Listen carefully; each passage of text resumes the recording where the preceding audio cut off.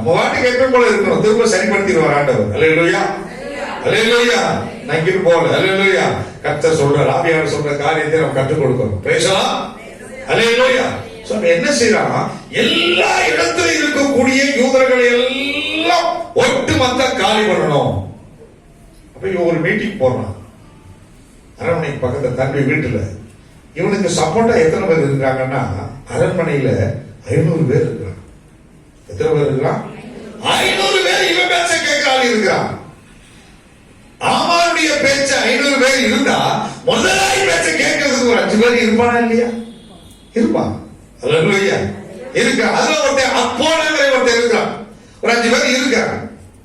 ஆகையினாலே 500 பேரும் சப்போர்ட் ஏத்த நேர ராஜா பிரச்சனை அதிகம் ஆகிட்டான்ல, கூப்பிட்டு உட்கார வச்சு இதுதாங்க தவறான காரியம்.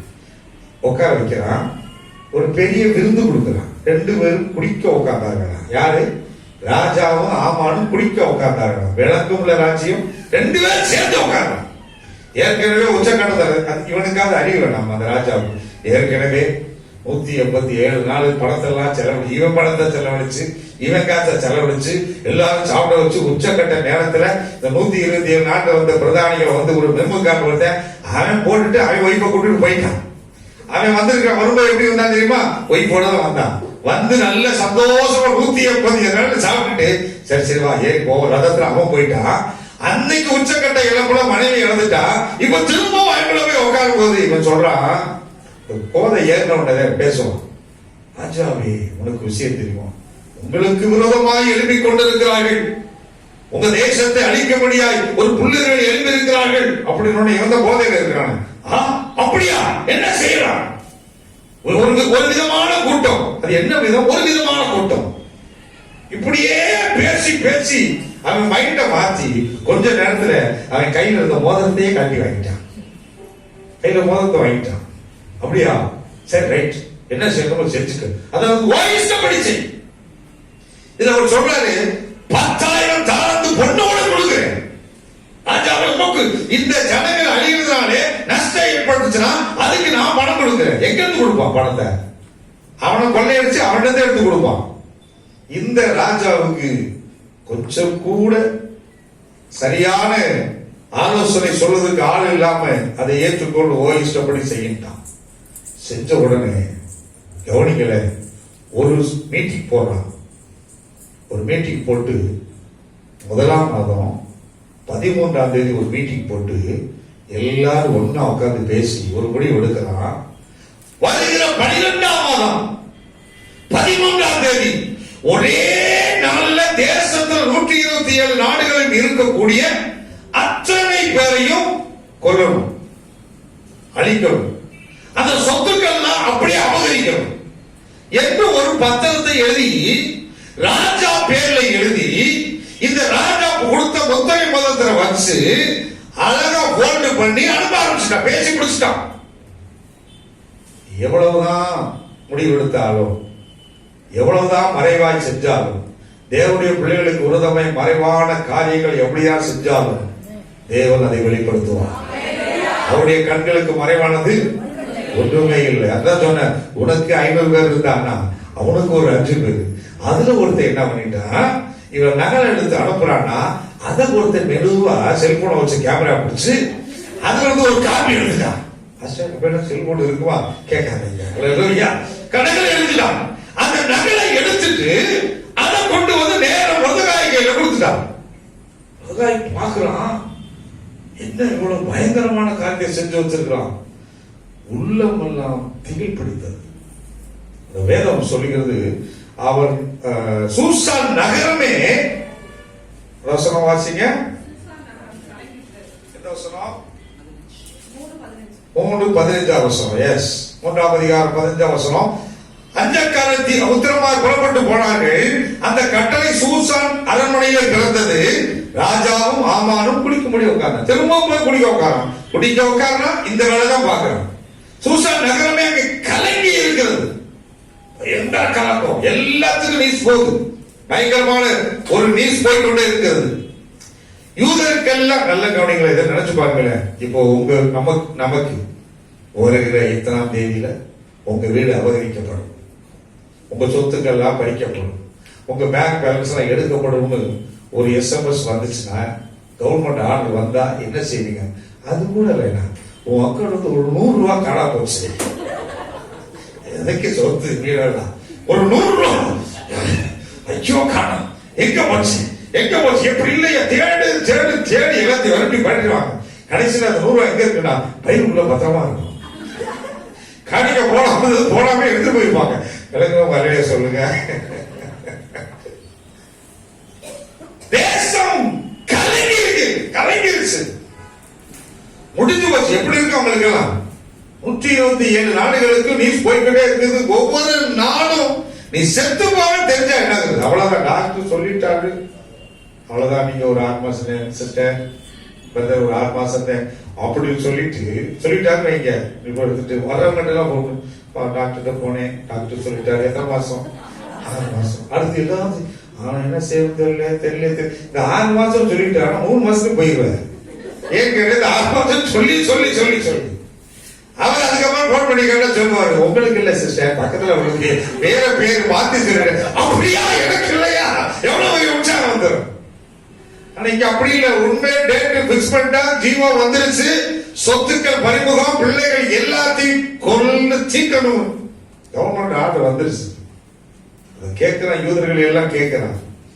நகரம் கலங்கி இருக்கிறது, துயர சத்தம், அலறுதல் இருக்கிறது, புலம்பல் இருக்கிறது, இரட்டுடுத்தல் இருக்கிறது, துக்கம் இருக்கிறது, உபவாசம் இருக்கிறது, அழுகை இருக்கிறது, புலம்பல் இருக்கிறது, புசியாமை இருக்கிறது. இப்படிப்பட்ட ஒரு பயங்கரமான கடினமான அனுபவத்துக்குள்ளே யூதர்கள் எல்லாம் இருக்கிறாங்க.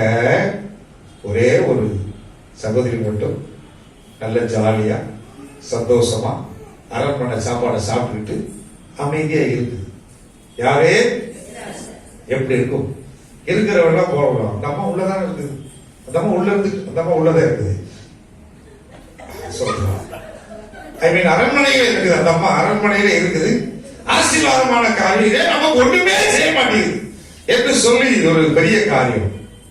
முருதகாய் கேட்டு தாங்க முடியல. நல்ல கவனிங்க, ஆமான் காரியத்தை செயல்பட ஆரம்பிக்கிறான். ஆமானுடைய காரியம் என்ன? ஒரே நேரத்தில்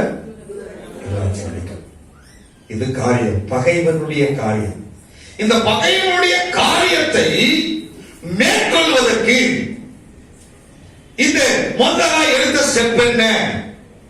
அதைத்தான் இன்னைக்கு தியானிக்க போறோம். அப்பாடா, அல்லேலூயா. உங்களுக்கு விரோதமா ஒரு பிரச்சனை வந்திருக்குது, உங்களுக்கு விரோதமா நெருக்க வந்திருக்குது, உங்க சொத்து போக போகுது, உங்க சரக்கெல்லாம் போக போகுது, ஒரு வேலைக்கு ஒரு பிரச்சனை, எந்த ஒரு பிரச்சனை வந்திருக்குது. இதை மேற்கொள்வதற்கு என்ன செய்ய போறோம், என்ன செஞ்சா மேற்கொள்ளலாம், அதை கற்றுக்கொண்டா இன்னையிலிருந்து நீங்க அந்த காரியத்தை செய்ய போறீங்க. செஞ்சீங்கன்னா ஈஸியா ஜெயிச்சுட்டு போயிருவீங்க. காரியத்தை தேவன் மாற்றி விட்டுருவான். ஒரு குழிய தோண்டி வச்சிருக்கான், நீ விழுகிறதுக்காக. கண்டிப்பா நீ போனா விழுந்துருவ. நீ போகாம அந்த கர்த்தர் அந்த இடத்துல ஆளை மாத்தி விட்டுருவாரு. அவனையே விழ வைப்பாரு. அவனை விழ வைக்கிறதுக்கு, அவனுக்கு லாஸ் ஆகிறதுக்கு, உன் தொழில நஷ்டம் வர்றதுக்கு என்ன வேணாலும் செய்யணும். நினைச்சு பயப்படாத. அது அப்படியே அவனுக்கு மாறி எல்லாத்தையும் மாற்றி மாறி போகும். சொல்லுவாங்க, எனக்கு வர ஆசிரியம்லாம் அப்படி போகுது பாஸ்டர். அப்ப சொல்லணும், எனக்கு வர சாபம்லாம் அப்படி போகுது பாஸ்டர். நல்லா இருக்கு கேட்க. எனக்கு வர நஷ்டம்லாம் அப்படி போகணும். எப்படி இதெல்லாம் போயிடுச்சு போயிடுச்சு போயிடுச்சு. கர்த்தர் அப்படித்தான் செய்ய போறார். அல்லேலூயா. செய்வதற்கு என்ன செய்தான்னா, வெளில செய்யறாங்க. உடனே போனா, ரெட்டுடுத்தினா, போய் சாம்பல் உட்கார்ந்து இருக்கான். இப்பதான் கேள்விப்படுறான். எஸ் நல்லா தானே நேற்று வரைக்கும் நல்ல அரண்மனை வஸ்திரம் தரிசித்தவர் ஏன் இப்படி இருக்கிறார், ஏன் இப்படி இருக்கிறார் அப்படின்னா தேசத்துல என்ன நடக்குதுங்கிறது அவனுக்கு தெரியல. தெரியாம இப்படி இருக்கிறார். ஐயோ, அவர் யாரு சித்தப்பா இப்படி இருக்கிறார் என்று சொல்லி ஒரு நல்ல வஸ்திரத்தை கொடுத்து விட்டா வேணாம். அப்ப இவன் சொல்றான், அவர் அப்படி இருப்பதற்கான முகாந்திரம் என்ன? கேட்டு விடான். என்ன முகாந்திரத்தில் இப்படி இருக்கிறார் எனக்கு தெரியல. அதனுடைய காரியம் என்ன, நான் என்ன செய்யணும், அதை போய் கேட்டுட்டு வாங்க. ஒரு ஆளை அனுப்புறான். கனிவிலைக்காரன் அனுப்புறா, போய் நிற்கிறான். இவன் வந்து முகாந்தரம் சொல்றான். என்ன சொல்றான் தெரியுமா? ஆமான் என்கிறவன் நம்முடைய ஜனமாகிய யூதரை எல்லாம் சங்கரிக்கும்படியான ஒரு வழியை தெரிந்து வைத்திருக்கிறான். ராஜாவுக்கு 10,000 வெள்ளி தருவேன் என்று வாக்கு கொடுத்திருக்கிறான். அது மாத்திரமல்ல, ராஜாவிடத்திலிருந்து ஒரு முத்திரை மோதிரத்தையும் வாங்கி வைத்து விட்டார். ஒரே நேரத்தில் எல்லாரையும் 13ஆம் தேதி அன்று 12வது மாதத்திலே யூதர்களாம் அழிக்கும்படியான ஒரு திட்டத்தை தீட்டி இருக்கிறான். ஒரு பொல்லாத யோசனையை சொல்லி இருக்கிறான். ஒரு பொல்லாத சிந்தனை வைத்திருக்கிறான். யூதருக்கு விரோதமாய் அவன் நினைத்த பொல்லாத யோசனை. நான் சொல்ற வார்த்தையெல்லாம் நீங்க வீட்டுல படிச்சு பார்த்தீங்கன்னா இருக்கும். யூதருக்கு விரோதமாய் அவன் நினைத்த பொல்லாத யோசனைகள் செயல்படும்படியாய் அவன் காரியத்தை செய்து கொண்டிருக்கிறான். கடைசியா ஒண்ணு வச்சிருக்கிறான். எனக்கு ஒரு தூக்கு மரத்தை ஆயத்தப்படுத்திட்டான். ஒரே நாள்ல இவ்வளவு நடக்க போகுது. இப்படிப்பட்ட முகாந்தரத்தினாலதான் இன்னைக்கு நான் உட்கார்ந்து இருக்கிறேன். நான் என்ன செய்ய தெரியல. அதுக்கு அவன் சொல்ற, இதை நீ என்ன செய்யற, போய் ராஜா கிட்ட சொன்னா சிம்பிளா ஒரு வார்த்தை சொல்றான், நான் என்னதான் செய்ய முடியும், என்னால ஒண்ணு செய்ய முடியும், ராஜா கூப்பிட்டாதான் போக முடியும், இல்லைன்னா என்ன கொன்றுவாங்க அப்படின்னு பதில் சொல்றான். உலக சொல்றான், அப்படி நினைக்கிறியா? ராஜ அரண்மனை இருக்கிற நினைக்கிறியா? உனக்கு இன்னொரு பேர் இருக்கு. என்ன பேரு? நீ ஒரு யூத ஸ்திரீ. உன்னையும் அரண்மனை இருந்து ஆரம்பிப்பாங்க, உன்னையும் கொல்லுவான். அப்படி நினைக்காத, நீயே சாவ என்று சொன்ன மாத்திரத்துல இப்ப முதல் முடிவு எடுத்துட்டா. ரைட், என் ஜீவனை கொடுக்கவும் நான் தயாராயிட்டேன். நான் என்ன செய்யணும் நீ சொல்லுன்னு சொல்லல. இந்த அம்மா சொல்றா, இதுவரைக்கும் மொர்தெகாய் சொல்லை கேட்டு வந்த எஸ்தர் அரண்மனைக்கு போன உடனே இப்ப அவ சொல்றா, அவ சொல்ற வார்த்தையின்படியே அவள் கற்பித்தபடியே இந்த மொர்தெகாய் செய்தார். கையோட்டி அல்ல சொல்லுங்க. ஒரு ஆலோசனை. என்ன ஆலோசனை சொல்றா? வாசிக்கலாம் அந்த வசனத்தை.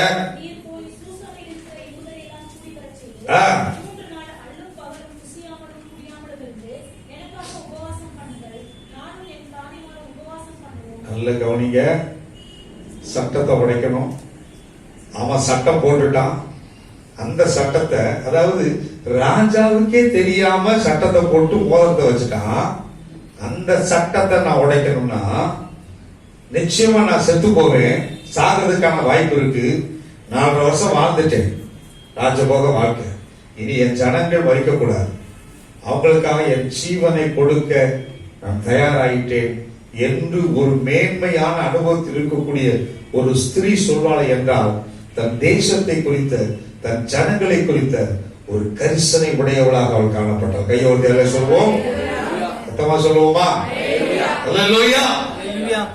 சொல்ற 3 காரியம். முதல்ல அவ சொல்லக்கூடிய ஒரு காரியம் என்ன? வாசிக்கப்பட்ட பகுதியிலே நாம் தெரிந்து கொள்ளக்கூடிய காரியம் நம்பர் 1. நீ போய் சூசானில் இருக்க யூதரை எல்லாம் கூடி வர. கவனிங்க, உங்க வாழ்க்கையில உங்களுக்கு விரோதமா, உங்க தொழிலுக்கு விரோதமா, வேலைக்கு விரோதமா, குடும்பத்துக்கு விரோதமா அழிக்கணும், அழிவு உண்டாக்கணும், நஷ்டம் உண்டாக்கணும், உங்க குடும்பம் நல்லா இருக்க கூடாது என்று பயங்கரமான செயல்பாடுகள் வருகிறதா? கவலைப்படாதீங்க. அதே முக்கியமா ஆண்டவர்களை வந்துட்டோம், ஆகையினால எப்படி என்கிட்ட திரும்பி வரணுங்கிறதுக்காக என்ன வேணாலும் செய்யலாம். எதை குறித்து கவலைப்படாதீங்க.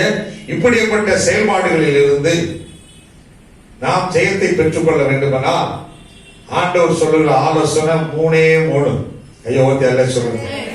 இருதயத்தில் எழுதி கொள்ளுங்க, நோட்ல எழுதி கொள்ளுங்க. இதை நீ செஞ்சா கர்த்தர் உன் காரியத்தை மாறுதலாய் முடிப்பார். நல்ல கையை தட்டி கர்த்தர் மகிமை கொடுங்க.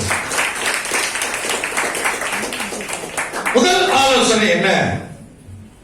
நீ போய் சூசானில் இருக்கிற யூதரை எல்லாம் கூடி வர செய். Number 1, unity. முதல்ல எதிர்பார்க்கிறது என்னது? யூனிட்டி.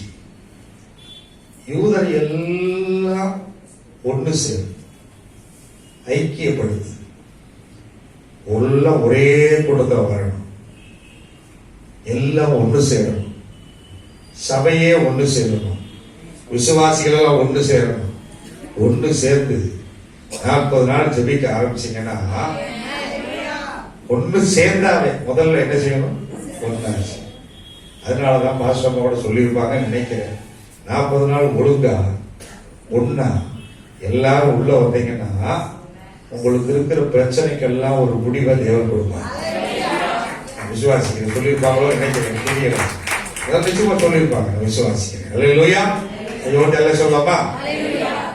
யூனிட்டி. இதுவரைக்கும் நீ தனியா சமன் இருக்கிற, இதுவரைக்கும் தனியா அவசரம் பண்ணி இருப்ப, இதுவரைக்கும் தனித்திருந்து ஜெபம் பண்ணி இருப்பாய். உன்னுடைய தனிமை ஜெபம், தனித்திருக்கிற ஜெபம் உன் வாழ்க்கைக்கு கொஞ்சம் போதுமானதாக இருந்தது. ஆனால் இப்படிப்பட்ட பயங்கரமான பிரச்சனையிலிருந்து விடுதலை பெற வேண்டும் என்றால் மற்ற விசுவாசிகளோடு கூட ஒரு ஐக்கியத்தை தேவன் எதிர்பார்க்கிறார். அல்லேலூயா. எந்த காரியம் நம்மையும் நம்முடைய ஜனங்களை வேதனைப்படுத்தி இருக்கிறதோ அந்த காரியங்களை தேவன் மாறுதலாய் முடித்துக் கொடுக்க வேண்டும் என்றால் சபை விசுவாசிகளாகிய யாவரும் ஒன்று கூடி ஒரே இடத்தில் ஐக்கியப்பட வேண்டும். அல்லேலூயா. ஐக்கியம் இருக்கணும். ஃபெல்லோஷிப் ரொம்ப ரொம்ப ரொம்ப ரொம்ப ரொம்ப முக்கியம். ஒன்று கூடி இருந்தாவே, ஒரு எல்லாம் கூட்டமா இருந்தாவே ஒரு பயம் இருக்கும். ஆண்டவர் தம்முடைய பிள்ளைகள் எல்லாம் ஒரே மாதிரி இருக்க வேண்டும். 1 கொரிந்தியர் புத்தகம் 1ஆம் அதிகாரம் 9-10 வசனங்களிலே தம்முடைய குமாரனும் தம்முடைய கர்த்தருமாய் இருக்கிற இயேசு கிறிஸ்துவுடனே ஐக்கியமாய் இருப்பதற்கு உங்களை அழைத்த தேவன் உண்மை உள்ளவர். சகோதரரே, நீங்கள் எல்லாரும் ஒரே காரியத்தை பேசணும், பிரிவினைகள் இல்லாமல் ஏக மனது ஏக யோசனை உள்ளவர்களாய் சீர் பொருந்திருக்க வேண்டும் என்று. அப்ப யூனிட்டி என்றால் ஐக்கியமாய் இருத்தல் என்றால் என்ன? எல்லாம் ஒன்னா வந்து உட்கார்றது அப்படின்னு இல்ல. எல்லாம் ஒன்னா வந்து உட்கார்ந்து நீங்கள் எல்லாம் ஒரே காரியத்தை பேச வேண்டும். எல்லாம் ஒரே காரியத்தை பேசுவது, பிரிவினை இல்லாமல் சீர் பொருந்தி இருத்தல், ஏக மனதாய் இருக்கணும். அப்ப ஒரு ஜெப குறிப்பு எடுக்கிறோம்னா எல்லாரும் ஏக மனதாய் இருந்து ஏக யோசனை உள்ளவர்களாய் சீர் பொருந்தி இருந்து நாம் ஜெபிக்கும் போது அந்த காரியத்தை தேவன் நிச்சயமாக ஆய்க்க பண்ணுவார். யூனிட்டி ரொம்ப முக்கியம். நான் வரல பாஸ்டர், எனக்குலாம் சர்ச்சுக்கு வரல, நான் ஓரமா உட்காந்து ஜெபம் பண்ணேன்னா நீ ஓரமா உட்காந்துட்டு ஓரமாவே போயிட வேண்டியது. அப்போ உன்னுடைய காரியத்தை யாரும் செய்ய முடியாது. அதைத்தான் அடிக்கடி சொல்லுவது உண்டு பிள்ளைகளுக்கு. நான் சொல்லக்கூடிய காரியம் எப்பொழுதுமே, ஸ்கூல்ல படிக்கிறியா கூட்டத்தோட பாஸ் பண்ணி போய், காலேஜில் படிக்கிறியா கூட்டத்தோட பாஸ் பண்ணி போய். அப்படின்னு என்ன அர்த்தம்? உனக்கு தெரியல எனக்கு தெரியல எனக்கு தெரியல போய் கஜ கஜ எழுதி அதை விட்டுட்டு நீ போய் நீ மட்டும் வெயிலா போனேன்னா தனித்து விடப்படுவாய். அடுத்து நீயா கால் டிக்கெட் எடுத்து போவாய், நீயா போவ, ஒரு வேலை மட்டும் வரமாட்டான். நீ என்னதான் படிச்சாலும் படிச்சது வராது, படிக்காதெல்லாம் மறந்து போயிடும். சரியா? அதெல்லாம் ஒன்றுமே செய்ய முடியாது. கூட்டத்தோடு இருக்கணும். கூட்டத்தோடு இருந்தா பெரிய சக்சஸ். தேவன் அதான் சொல்றாரு, நான் உங்களை எதுக்கு அழைத்திருக்கிறேன்? கிறிஸ்துவோடு கூட ஐக்கியமாய் இருக்கும்படியா. யோவான் சொல்லும்போது 1 யோவான் 1:3 நீங்கள் எல்லாரும் நீங்கள் எங்களோட ஐக்கியம் உள்ளவர்களாகும்படிக்கு நாங்கள் கண்டும் கேட்டும் இருக்கிறதை அறிவிக்கிறோம். எங்களுடைய ஐக்கியம் குமாரன் இயேசுவோடு இருக்கிறது. அப்ப ஐக்கியம் இருக்கணும். ஆண்டவரோடு கூட ஐக்கியம் வேணும். கூட அழைச்சிருக்கோம் எதுக்குன்னா தேவனுடைய ஐக்கியம், இயேசுவோட ஐக்கியம். சபை விசுவாசிகள் ஒவ்வொருத்தரோடு ஏக மனதாய் ஏக ஆலோசனையா இருங்க. அல்லேலூயா. எல்லா இடத்துல தேவன் அற்புதம் செய்கிற இடங்கள்லாம் பாருங்க, ஜனங்கள் கூடி கூடி ஜெபித்தார்கள். ஜனங்கள் ஒற்றுமையா யூனிட்டியா இருங்க. யூனிட்டி ரொம்ப ரொம்ப முக்கியம். அதாவது நான் அப்படி இல்லை பாஸ், நான் 3 நாள் 21 நாள், அதாவது ஒரு பெரிய பீரோவை கட்ட முடியாத பீரோவை அங்க இருக்குது, அங்க நீங்க தள்ளி வரணும்னா தனியா நீங்க தள்ளிட்டு வந்துடுவீங்க. கிட்டத்தட்ட 1/2 மணி நேரம் ஆகும். ஆனா 10 பேர் இருந்தீங்கன்னா கண்ணை முடிச்சு தூக்கி வச்சிருவோம். ஆனாலும் சும்மா அப்படின்னா வந்துருது. That's unity. அது போலதான் உங்க ஜெப குறிப்போ உங்க காரியங்களை தேவன் செய்யணும்னா யூனிட்டியா இருங்க. ஒன்னா உட்கார்ந்தாவே ஆண்டவர் செய்ய ஒன்னா கூட்டத்துல வந்துட்டாரு, அவங்களுக்கு சக்சஸ் கொடுத்துருவார். அல்லேலூயா. அநேகர் அதுதான் சபை, அநேகர் சபை விட்டு விடுதலை விடாதபடிக்கு நீங்கள் நீங்கள் அதே போல விடாதபடி எச்சரிக்கையா இருங்கள் என்று சொல்வதற்கு காரணம் அதுதான். முதல்ல ஐக்கியமா இருக்கு. ஒரு விசுவாசி இன்னொரு விசுவாசி இன்னைக்கு இங்க இருக்கிறீங்கன்னா நான் கையை வைத்து என் வாய் எல்லார்கிட்டையும் பேசும்.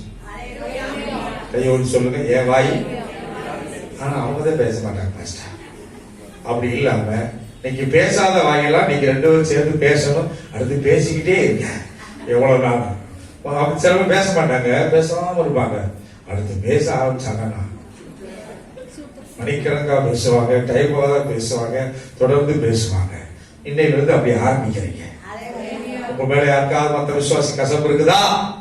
எனக்கு கசப்பு இல்லைன்னு சொல்றவங்க கையை ஓட்டி சத்தமா நல்ல சொல்லுங்க. எனக்கு உங்களுக்கு இருக்கா? நல்ல சொல்லுங்க.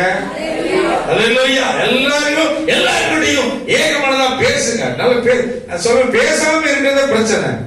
பேசி தொலைந்து போட்டுதாங்க. கூட்டு வந்து பாருங்க பேசும். நல்லா பேசி பாரு. ரெண்டு பேரும் கீழே ஏதாவது கடை இருக்குதா? ரெண்டு பேரும் என்ன பேச என்ன குடிக்கலாம் கீழே எவ்வளவு தெளிவா இருக்கு. அதெல்லாம் போய் செய்யுங்க. குடிக்க, டீயை குடிக்க, காப்பியை குடிக்க, வடை குடிக்க, வெஜிடேரியனா சாப்பிடுங்க. இல்ல கொஞ்சம் ஸ்டெப் 4 ஸ்டெப் எடுத்து அங்க போய் என்ன செய்யுங்க? அந்த கல்வி இந்த கல்வி எந்த கல்வி சொல்லக்கூடாது. அது ஏதோ தொடர்பு பாச சொல்லிடக்கூடாதுல்ல. ஏதோ கலையில நல்லா பேசுங்க. தவறுகளை பேசாம இருக்கிறதா பிரச்சனை. ஏகமனதாய் ஒரு மனதாய் சபை விசுவாசிகள் யாரும் சொல்லிடணும்னா என்கிட்ட சொல்லாதீங்க. நான் பேச மாட்டேன். அப்படி எதுக்கு சர்ச்சுக்கு முதல்ல உங்களை தான். ஆனா சீட் யார் மேல உங்களுக்கு தெரியுமா? மேக்சிமம் நானும் பாஸ்கர் சொல்றேன். யாரும் சொல்லுவான் யார் யார்கிட்ட பேசாம அவனதான் போடுவோம். நீ அவங்கள்ட்ட சொல்லிருப்போம். என்னது ஏன் இப்படி சொல்ற? என்னை பார்த்து சொல்றாரு. தெரிஞ்சிருக்கும், உண்மையிலே தெரியாது. ஆனா ஆவியானவர் சொல்லுவார், சரிப்படுத்துவார். நம்பர் 1 ஐக்கியம். நம்பர் 2 4ஆம் அதிகாரம் 1 வசனத்துல மொர்தெகாய் தன் வஸ்திரங்களை கிழித்து இரட்டெடுத்தி சாம்பல் போட்டு கொண்டான். அப்படின்னா இரண்டாவது ஹியூமிலிட்டி, அதாவது பணிவு வேணும். இரண்டாவது பணிவு. சாம்பல் என்றால் என்ன அர்த்தம் சொன்னேன்? சொல்லுங்க சத்தமா. தாழ்மை வேணும். பணிவா இருக்கணும். ஜெபத்துல ஒன்னா உட்காரும் போது ஒவ்வொருத்தரும் தாழ்மையா இருக்கணும். அந்த தாழ்மைங்கிறத ஈஸியா உட்கார்ந்து பார்க்கறதுக்குள்ள அதிலே கண்டுபிடிச்சிக்கலாம். ஒரு கூடத்துல உட்கார்ந்தோடனே அப்படி உட்காருவாங்க. அப்படி சிலர் நிமிர்ந்து அப்படி உட்காருவாங்க. நான் பெரிய ஆள். சிலர் தன்னை அவங்க உட்கார்ந்து பார்ப்போம். நீங்க என்ன நிமிர்ந்து உட்காரு. நான் என் கால் மேல தூக்கி காலை போடுறேன்னு உட்காருவாங்க. ஒரு ஆள் அவங்க பார்க்கணும், பக்கத்துல மேல காலை போட்டு உட்காந்து. ஏன்னா நான் பெரிய ஆள். தாழ்மை அங்க தெரிஞ்சுவோம். ஆண்டுடைய சமூகத்துல வந்தா பணிவு இருக்கணும், தாழ்மை இருக்கணும். அப்பதான் உன் காரியம் சக்சஸ் ஆகும். வீட்டுக்குள்ள பயங்கரமான அத்தனை பிரச்சனை வச்சுக்கிட்டு இங்க வந்து உட்காரணும். அப்படி என்னவோ அப்படியே தான் பெருசு மாதிரி நினைக்கிறது. இதெல்லாம் வந்து நிறுத்திட்டு நீ எங்க வேணாலும் எப்படி வேணாலும் இருக்க. ஆனா ஆண்டுடைய சமூகத்துல வந்தா தாழ்மை பணிவு வேணும். அப்பதான் உனக்கு சக்சஸ். சாம்பல் உட்கார்றாங்க, பெரிய அதிகாரி சாம்பல் உட்கார்றான், தாழ்மையா உட்கார்றான். தேவனுடைய சிநேகிதன் தான் ஆபிரகாம். அவன் சாம்பலை தரித்துக் கொண்டு தூணு சாம்பல் என்று தன்னை தாழ்த்துகிறான். தாழ்மையை தரித்துக் கொள், பணிவா நடந்துக்கோ. ஆண்டவர்கிட்ட பணிவா சோம்பு மேற்காத. முன்னாடி நின்றுட்டு ஆண்டவரே நீர் இதை செய்யவில்லை என்றார். 40 நாட்கள் இதை செய்யல, ஏன் பக்கமே வரமாட்டேன் போ. ஆண்டு சொல்ல அப்படியே போன்றுவேன். செய்யல வரமாட்டேன். வராத எப்போ ஒரு திரும்ப ஒன்று அடி விடுவேன். திரும்ப 10 லோக்கு நாயா நீதான் எதுக்கு? அதெல்லாம் ஒண்ணு இல்லை. நல்லா புரிஞ்சு கொள்ளுங்க. ஒரே அதிகாரத்துல 10 வெள்ளி காசு இருக்கும். எத்தனை காசு காணாம போச்சு? 1 காசு. 100 ஆடு இருக்கும். எத்தனை ஆடு காணாம போச்சு? 1 ஆடு காணாம போச்சு. 2 1 100 1 10 1 விளக்கல காசு. 10 வெள்ளிக்காசு இல்ல, ஒத்த வெள்ளிக்காசு காண போனா வெள்ளிக்காசை தேடி மனுஷன் போவான். ஏன்னா அதுக்கு ஜீவன் இல்லை. நம்ம தேடுனாக்க அது கிடந்த இடத்திலேயே கிடக்கும்.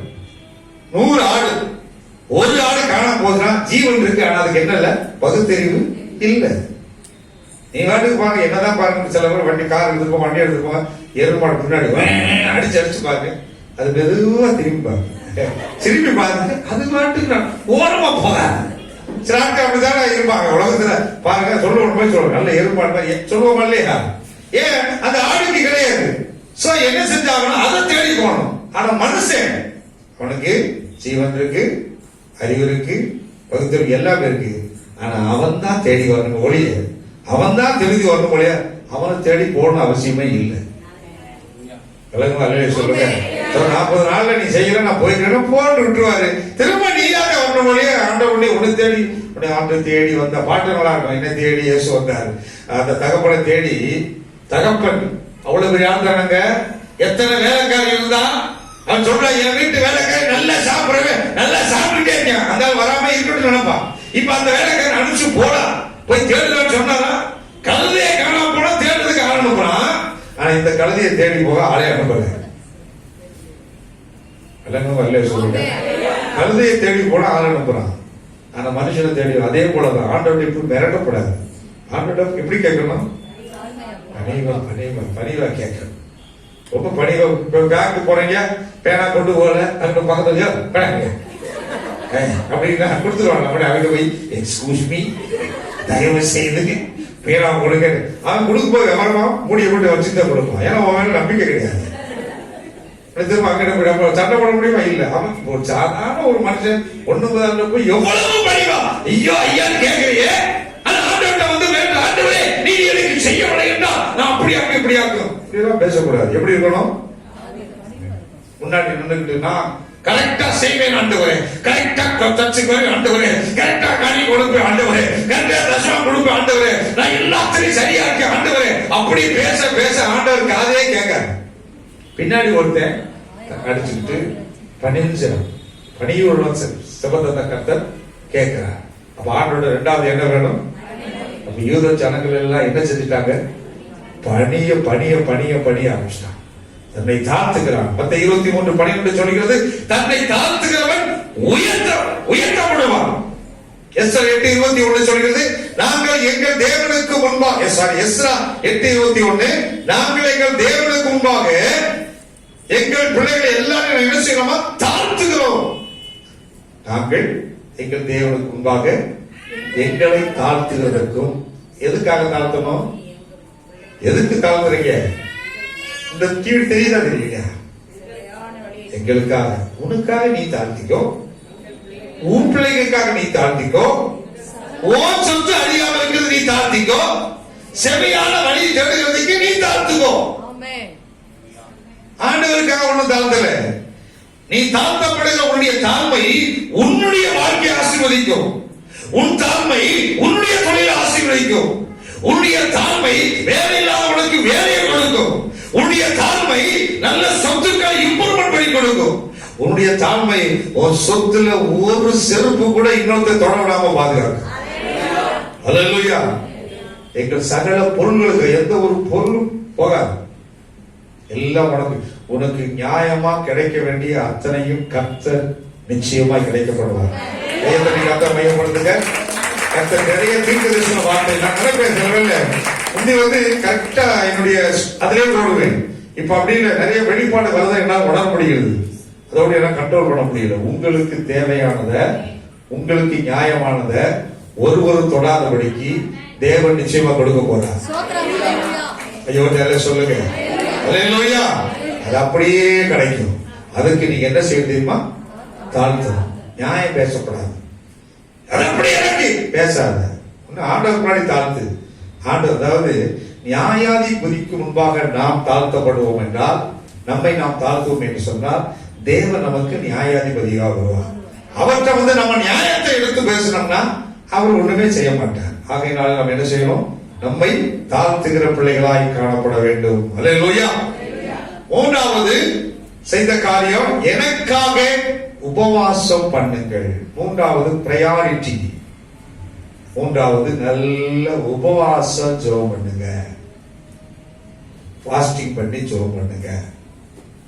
நான் ரெடியா ஃபாஸ்டிங் பண்றதுக்கு அப்படின்னா, ஃபாஸ்டிங்கா? ஃபாஸ்டிங் சொன்னாவே பசி உண்டாகும்.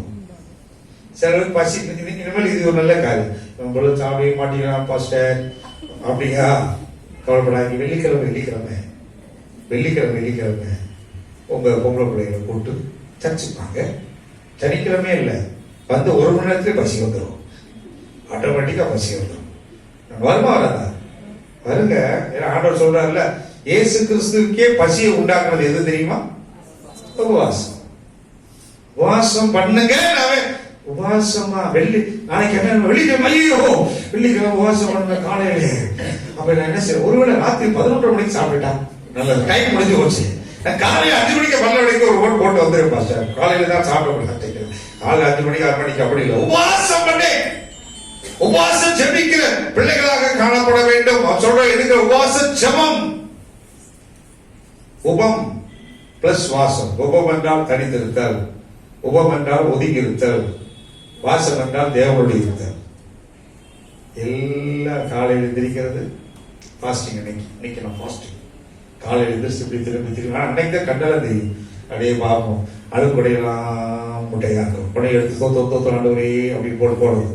சரியா? எனக்கு உபவாசம் பண்ணி வீட்டில் இன்னைக்கு தனியா இருக்கு, நான் உபவாசம் பண்ண போறேன். உடனே அதை அடுத்து போய் உட்காந்துட்டு சின்சியரா உபவாசம் பண்ண சாம்பார் வைக்கிறோம், பீன்ஸ் பொரியல் வைக்கிறோம், எல்லாம் அப்பளம் பொரிக்கிறோம், எல்லாம் வேலை முடிக்க மணி 1:30 மணி உபவாசம் முடிஞ்சிருச்சு.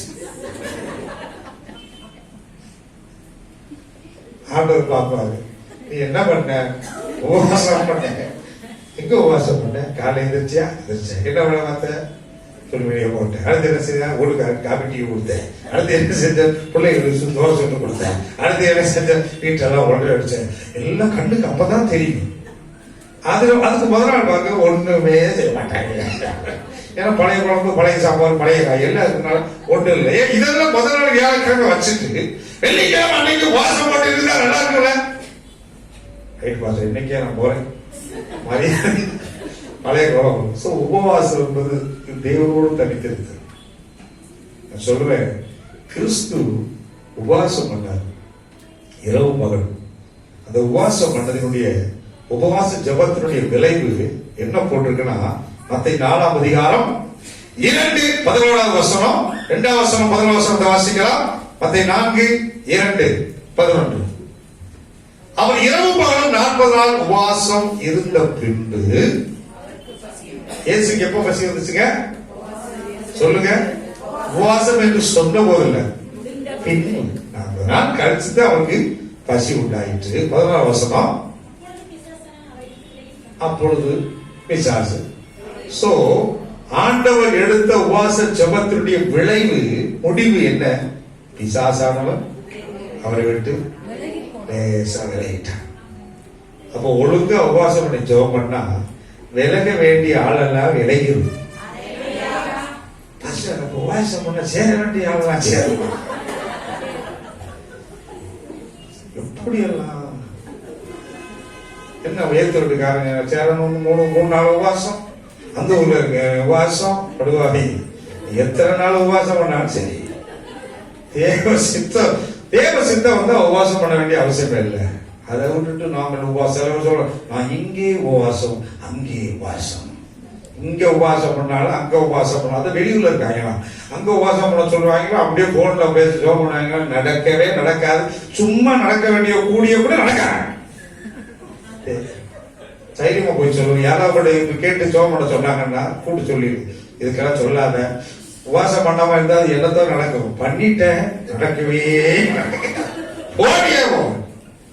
எவ்வளவு பஞ்சாயத்து வந்தா நடக்கவே நடக்க விலகினான். பிரச்சனைகள் விலக வேண்டும் என்றால் the priority fasting prayers necessary. அவெல்லாம் சுபிக்க ஆரம்பிச்சான். அல்லேலூயா. ஐயோ அல்ல சொல்லமா. சிலருக்கு நான் நிறைய செலவழிச்சுட்டு இருப்பீங்க. முகங்கள் நல்லா ஆகிறதுக்கு ரொம்ப பேர் செலவழிப்பீங்க. என்னென்ன செய்வீங்கன்னு தெரியல. அது ஆண்கள், வாலிப தம்பியும் சரி, எல்லா பேரும் அப்படியே இருக்கிறாங்க. இப்ப முகத்தை கண்ணாடியில பார்த்து 1/2 மணி நேரம் 1 மணி நேரம் திரும்பி பாக்குறாங்க. எல்லாருமே அடையே பார்த்து இப்படி இருக்கு. இது செய்யறதுக்கு என்ன, இதுக்குன்னே போட்டு வச்சிருக்கான் பாருங்க. அங்கங்க ஏதாவது ஒண்ணு செஞ்சு வச்சிருக்கான். உடனே நீங்கள் முதல் நாள் இந்த குளியல் குளிக்க வேண்டும், 2ஆவது நாள் இந்த பவுடர் போடணும், 3ஆவது காரட்டு போடணும், 4ஆவது வெட்டிக்காய் போடணும், கடைசி நாள் பச்சை மிளகா போடணும், ஒவ்வொரு வெள்ளரி போடணும். இப்படி போட்டு கடைசி போட்டுட்டு வந்துட்டு என்ன பிரச்சனைன்னா, போட்டு முடிச்சுட்டு வந்துட்டு கடைசி போய் நேர் வீட்டுக்கு அப்படி வாயா, மூஞ்சில ஏதாவது வித்தியாசம் தெரியுதா, ஒரு மனசுல என்ன அதை அடக்கிட்டு எனக்கு ஒன்றும் தெரியல, உனக்கு ஒண்ணுமே தெரியாது, நான் எப்படி பார்த்து வந்திருக்கேன், அதனால சிரிச்சுக்கிட்டே நீங்க நீயே சொல்லிடு அப்படின்ட்டு. அப்ப அந்த மாற்றம் அப்படி இவ்வளவு கஷ்டப்பட்டு இவ்வளவு செலவழிக்கணும். அந்த ஆண்டவர் சொல்றாரு, கவலைப்படாத, ஒரு 40 நாள் ஒழுங்கா உபவாசம் பண்ணி ஜெபம் பண்ணிட்டு வா. ஆண்டவர் என்ன செய்யறாரு, இரவும் பகலும் 40 நாள் மோசே என்ன செஞ்சானா உபவாசம் பண்ணா, கர்த்தர் முகத்தை என்ன செஞ்சாரு. சோ உங்க முகம் பிரகாசமா மாறணும்னா ஒழுங்கா பாஸ்டிக் பிரயோகம் பண்ணிட்டீங்கன்னா வெட்டியால அந்த பணத்தை செலவழிக்க வேண்டிய அவசியம் இல்லை. அது வேஸ்டா போகாம அதை வச்சு ஏதோ ஒரு பொருளை வாங்கி வீட்டுல போடுங்க. அல்லேலூயா. நீங்க வந்து எல்லாம் சொல்லுங்க. ஒழுங்கா நான் சொல்றேன், முடியாது. வாரத்துல ஒரு நாளாவது உருப்படியா வெள்ளிக்கிழமை உபவாசம் பண்ணி வெட்டியால வீட்டுல இல்லாம உபவாசம் பண்ணி வந்தாலும் உங்க முகமெல்லாம் பிரகாசம் ஆயிடும். விசுவாசிக்க கையோட்டு எல்லாம் சொல்லுங்க. அந்த மாற்றம் இல்லை. ஏன்னா வேதம் சொல்லிடுது, மோசே உபவாசம் பண்ணினா அவன் முகம் பிரகாசித்தது. அவ்வளவு ஸ்ட்ரென்த், ரொம்ப ஒரு அருமையான காரியம். இப்ப என்ன நடக்குது, யூனிட்டி, இரண்டாவது ஹியூமனிட்டி, மூன்றாவது இங்க 3 இங்க நடந்துகிட்டு இருக்குது. தேவன் அங்க இறங்க ஆரம்பிச்சிட்டார். அல்லேலூயா. அவர் தன்னை மறந்து இருக்கிறார், தன்னை மறந்து இருக்கிறார். என்னதான் இருந்தாலும் புத்திய காட்டிடுவாங்க, ராஜா புத்திய காட்டிடுவாங்க. அவங்களெல்லாம் எந்த விஷயத்துல வேணா விட்டுருவோம், அந்த ஒரு விஷயத்த விட மாட்டான். அப்படியே உட்கார்ந்து மகிழ்ந்து, நீ எப்படி ராஜா கிட்ட விருந்து வச்சு அவன் மோதிரத்தை கழட்டினியோ அதே போல இவன் என்ன செய்யறான், முதல்ல ஒரு விருந்து வச்சு, ஏன் தெரியல எதுக்கு அம்மா கூப்பிடுறாங்க அம்மா ஓடிட்டான். முதல்ல கொடுத்தோடனே ஓகே ஓகே. அதே போல 2வது நாள் இருக்கட்டும், ஓய்வுட்டை என்ன செஞ்சிருக்கணும், 2வது நாள் விருந்துக்கு என்ன செஞ்சிருக்கணும், யாரு கூப்பிடுறா விருந்து வைக்கிறதுக்கு, எஸ்தர் மணவாட்டி, ராஜாவை மணவாட்டி கூப்பிட்டா. இவருக்கு முதல் நாள் கூப்பிட்ட உடனே தனியா போயிட்டா. 2வது நாள் என்ன செஞ்சிருக்கணும், போய் கூட மாட்டாங்க தெரிஞ்சுக்கிற மாத்திரம். ஏங்க நாட்டவர் போய் கூட்டு போய் பிரச்சனை வந்திருக்குமா, போயிட்டு வந்திருந்தா ஆட்டோமேட்டிக்கா ஐயோ எங்க வீட்டுக்காரங்க ஒரு பிரச்சனை வந்துருச்சுன்னு இந்த அம்மா முன்னாடி போய் விழுந்திருக்கும், இந்த அம்மா எஸ்என்கால விழுந்திருக்கும். ஆனா பிரச்சனை என்ன, இவர் ஏதோ யாரோ பேசுறாரு பேசுறாரு, என்ன அவர் ராஜாவுக்கு முடியல, என்ன எவ்வாறு விருது கொடுத்து சாப்பாடு வச்சுக்கிட்டு சகல சலக்கண்ணோடு கவனிக்கிறாங்க, என்னால ஏதாவது கொடுத்தாலுமே இதை எண்ணத்துல செயல்படுகிறான்.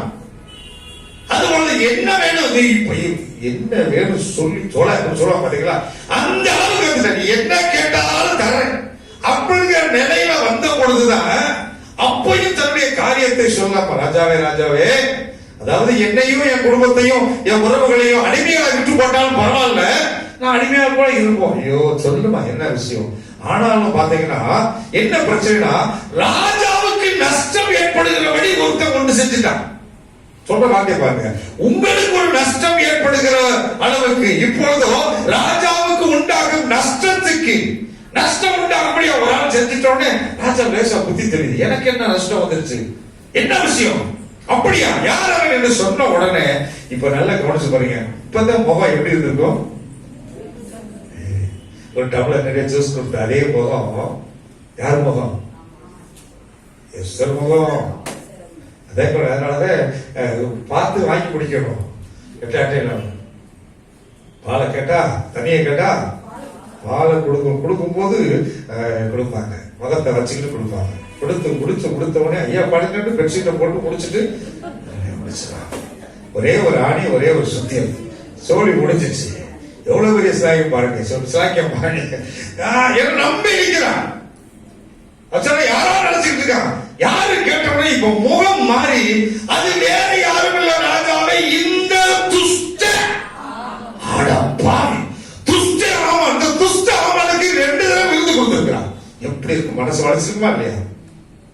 இந்த காட்சி யாராவது வீடியோ எடுத்துட்டு போய் வெளியே போட்டு காட்டுங்க. எங்க அங்க என்ன செஞ்சுட்டு இருக்காங்க, உபவாசம் பண்ணி ஜபிக்கிறத போட்டுக்கிட்டு இருந்தா, அட பாவி அந்த வெசர பாவி என்ன செஞ்சுட்டு இருக்கு, ஆமானுக்கு அவனுக்கு விரோதமாய் நமக்கு செஞ்சுட்டு இருக்கா, அவனுக்கு விருந்து கொடுத்து கொண்டு இருப்பான் என்று இவன் புலம்பி இருப்பான். அதனால அந்த காலத்துல இந்த மாதிரி கேமரா கிடையாது, எதுவுமே இல்லை. ஆனா நடக்கிறது என்ன, கர்த்தர் அங்க காரியத்தை மாறுதல் ஏற்படத்தக்கதான ஒரு செயல்பாட்டை அங்கே செய்து கொண்டிருக்கிறார். இவன் தான் சொன்ன உடனே சிக்கும் காரியம் தீய பிடிச்சு எனக்கு என்ன சொல்றானே தெரியல. இப்ப ராஜா பயங்கர டென்ஷன் ஆயிட்டார். இவனை என்ன செய்ய எழுந்து வெளியே வர்றான். எழுந்து வெளியே வந்தோடனே இவன் சாஷ்டாங்கமா காலில் விழுகுதா நினைச்சிட்டு மெத்தையில விழுந்துட்டான். மெத்தையில விழுந்துட்டான். எங்க காலில் விழுகிறா நினைச்சிட்டு மெத்தையில விழுந்துட்டான். ராஜாவுக்கு கோபம் வந்துச்சு. ஒரே ஒரு நிமிஷம், நீ ராஜாத்தியை என் கண்ணு முன்னாடியே, அது எனக்கு பிடிச்சவள என் கண்ணு முன்னாடியே நீ இப்படி பண்ண நினைக்கிறாயா என்று சொன்ன உடனே இப்ப ஆளு வேகமா ஓடி வர்றான். யார்கிட்ட அற்போல வர்றான். யார் அவன் ஆளு? மொர்தெகாய் ஆளு வந்து நிக்கிறான். அதை மூடி போட்டான். என்ன செய்யறது இவனை? உடனே சொல்றான், வெளியே மொர்தெகாய் இருக்கிறான். மொர்தெகாய்க்கு ஒரு தூக்கு வச்சிருக்கான். அதுல தூக்கி போடுவோம். எவ்வளவு இருக்கும் அல்லேலூயா சொல்லலாமா? ஒண்ணு அவசரம் பாருங்க. நான் பார்த்துட்டேன் எந்த இடத்துலயுமே ராஜா வாயிலிருந்து ஒண்ணுமே வரல. ராஜா சும்மா தான் இருக்கிறான். கூட இருக்கிறவன் சொல்லி சொல்லி காலி பண்ணிட்டாங்க.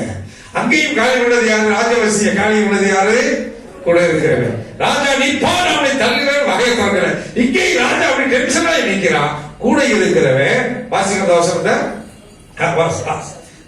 அப்போலா என்ன ஒருவன் ராஜாவின் நன்மைக்காக பேசின மொர்தெகாய்க்கு ஆமன் செய்த 50 முழம். அப்ப மொர்தெகாய் பேர் சொல்றவன் யாரா இருப்பான்? எங்க கையாளு இல்லையா? உயரமான தூக்கு மரம் ஆமானி வீட்டணி நட்ட வைராக்கியம். அதை பார்க்கும் போது அவனுக்கு கோபம் வந்திருக்கும். ஐயோ நம்மளை தூக்கி போட வச்சிருக்கானே, இவன் விழுகட்டும் இவன் சாகட்டும் சொல்லி இருப்பான். அதே மரம் டைம் வந்துருச்சு. அழகா என்ன அது ஆமானி வீட்டை நாட்டம் என்றால் அப்பொழுது ராஜா ரைட் போடும். அப்ப முக்கியமா பதிவு கொடுத்தது யாரு? ஐடியா கொடுத்தது யாரு? அப்ப ராஜாவுக்கு சொந்தமா யாருமே மேக்சிமம் என்ன செய்ய மாட்டாங்க. இதுல எல்லாம் தெரியுது.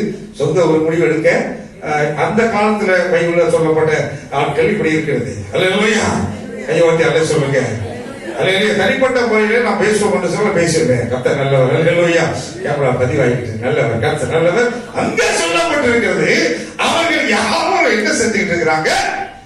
இந்த உடனே தூக்கி போடும் அப்படின்னு சொன்னா பாரு.